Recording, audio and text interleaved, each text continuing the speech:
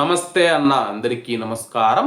Kuwait దేశం కోసం పోరాడుతూ యుద్ధ భూమిలో ప్రాణాలు కోల్పోయిన కువైట్ సైనికులకు కువైట్ దేశం కన్నీటి వీడ్కోలు పలికింది.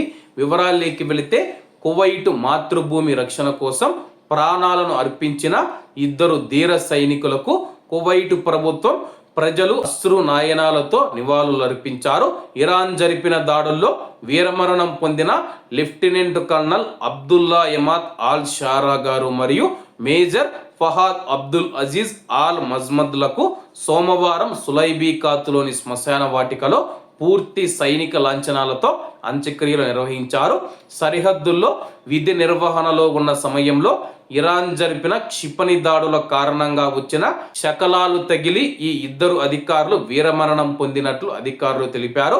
కువైట్ దేశ భద్రత కోసం విధి నిర్వహణలో ఉండగానే వారు ప్రాణాలు కోల్పోవడం కువైట్ ప్రజలను తీవ్రంగా కలిచివేసింది. ఈ అంత్యక్రియలకు కువైట్ ఉప ప్రధానమంత్రి మరియు మినిస్ట్రీ ఆఫ్ ఇంటీరియర్ మంత్రి అయిన షేక్ ఫహాద్ ఆల్ యూసఫ్ గారు స్వయంగా హాజరై అమరవీరులకు నివాళులు అర్పించారు.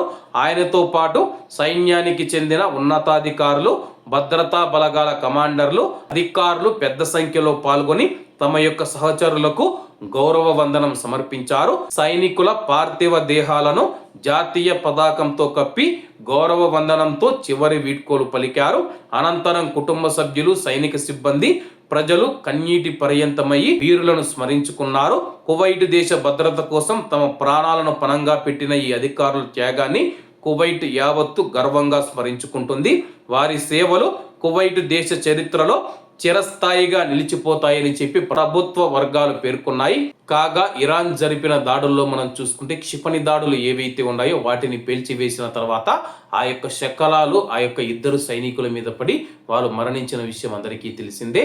అలాగే వాళ్ళ యొక్క పవిత్ర ఆత్మకు శాంతి కలగాలని, వాళ్ళ యొక్క కుటుంబాలకు ఆ యొక్క భగవంతుడు ధైర్యం ఇవ్వాలని కోరుకుంటూ అందరూ బాగుండాలి, అందులో మనం ఉండాలి. అందరికీ నమస్తే అన్న, జై హింద్.